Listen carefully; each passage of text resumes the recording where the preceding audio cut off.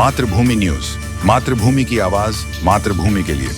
સુરતના સતત આગના બનાવો બની રહ્યા છે ત્યારે સરથાણા વિસ્તારમાં આવેલ સીમાડા નાકા પાસે આવેલ વાલમનગર સોસાયટીમાં આગ લાગી હતી। વાલમનગર સોસાયટીના મકાનમાં ત્રીજા માળે પતરાનો શેડ બનાવવામાં આવેલો હતો, જેમાં કેમિકલનો જથ્થો રાખવામાં આવ્યો હતો। ગોડાઉન તરીકે ઉપયોગ થયો હોવાથી કેમિકલમાં આગ લાગી ગઈ હતી, જેમાં એક વ્યક્તિનું મોત નીપજ્યું હતું। સીમાડા નાકા પાસે આવેલ વાલમનગર સોસાયટીમાં કેમિકલના ગોડાઉનમાં આગ લાગી હતી। આગ લાગતા આસપાસમાં ભયનો માહોલ પેદા થયો હતો। કેમિકલમાં આગ લાગી હોવાથી ધુમાડો દૂર દૂર સુધી જોવા મળ્યો હતો। સ્થાનિકોએ ફાયર બ્રિગેડને જાણ કરતા કાફલો ઘટના સ્થળે દોડી આવ્યો હતો અને જેમણે પાણી પર મારો ચલાવીને આગ પર કાબુ મેળવ્યો હતો।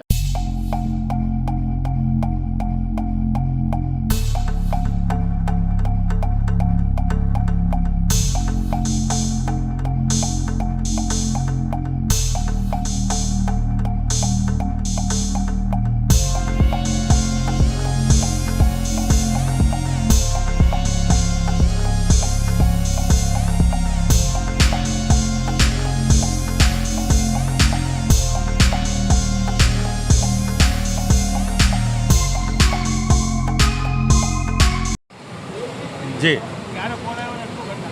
ફાયર કંટ્રોલથી 9:35ની આજુબાજુ કોલ મળેલ કે સરથાણા પાસે BRTS રોડ પાસે વાલમનગરમાં આપણે આગનો કોલ છે। તો તરત જ ફાયર કંટ્રોલથી કાપોદ્રા, મોટા વરાછા, સરથાણા ફાયર સ્ટેશનને તાત્કાલિક, પૂના ફાયર સ્ટેશનને તાત્કાલિક કોલ આપતા ઘટના સ્થળે આવીને જોતા ત્રીજા માળે ઉપરના ભાગમાં આગ ભયંકર હતી અને આવીને અમારા ફાયર સ્ટાફે કામગીરી ચાલુ કરેલ, જે દરમિયાન જાણવા મળેલું સ્થાનિકોથી પણ કે આની અંદર વ્યક્તિઓ ફસાયેલ છે। તો 5 વ્યક્તિને 5 થી 6 વ્યક્તિ અંદર ફસાયેલ છે। તો તાત્કાલિક એમને સ્થાનિકો અને ફાયર બ્રિગેડ દ્વારા તાત્કાલિક એમને હોસ્પિટલાઇઝ કરવામાં આવ્યા અને ફાયર ફાઇટિંગની કામગીરી હાલ હજુ કુલિંગના પ્રોસિજરમાં છે।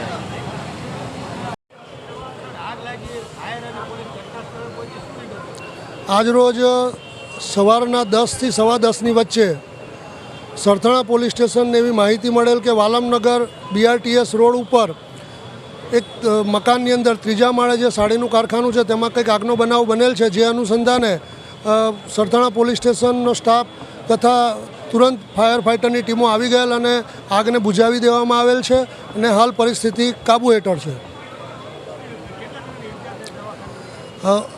જે ઈજા થયેલા ઈસમો છે તેઓને એમ્સ હોસ્પિટલ તથા સિવિલ તથા સિમીમેર હોસ્પિટલમાં એડમિટ કરવામાં આવેલ છે અને હાલ તેઓની સારવાર ચાલુ છે। અત્યાર સુધીમાં કુલ 9 લોકોને ઈજા થયેલાનું જણાઈ આવેલ છે।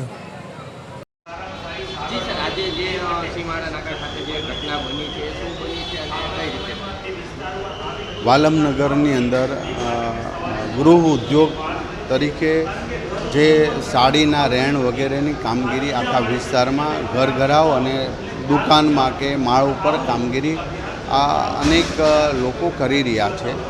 તો એમાંના સવારમાં કોઈ શોર્ટ સર્કિટ વગેરેમાંથી આગ લાગે, હજી એનું કારણ અને તપાસ શરૂ છે, પરંતુ 6 લોકો દાઝા છે। એમને અમે સિમીમેર હોસ્પિટલમાં મેયરશ્રીને અમે પહોંચી ગયા છીએ।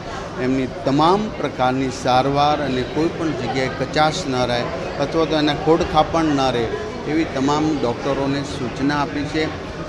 બાકીની જે પરિસ્થિતિ છે દવાથી લઈને બહારની વગેરે એ બધી વ્યવસ્થા અમે સિમીમેર હોસ્પિટલમાં કરવા માટે કહ્યું છે। જ્યારે ફાયર બ્રિગેડ અને પોલીસ અન્ય તપાસ આગળ કરી રહી છે, જે કાયદેસરની કાર્યવાહી થશે। ખૂબ જ ટૂંકા સમયમાં માતૃભૂમિ ન્યૂઝ OTT પ્લેટફોર્મ અને મેગા સિટીમાં કેબલ નેટવર્ક સાથે જોડાઈ જશે, તો જોતા રહો માતૃભૂમિ ન્યૂઝ।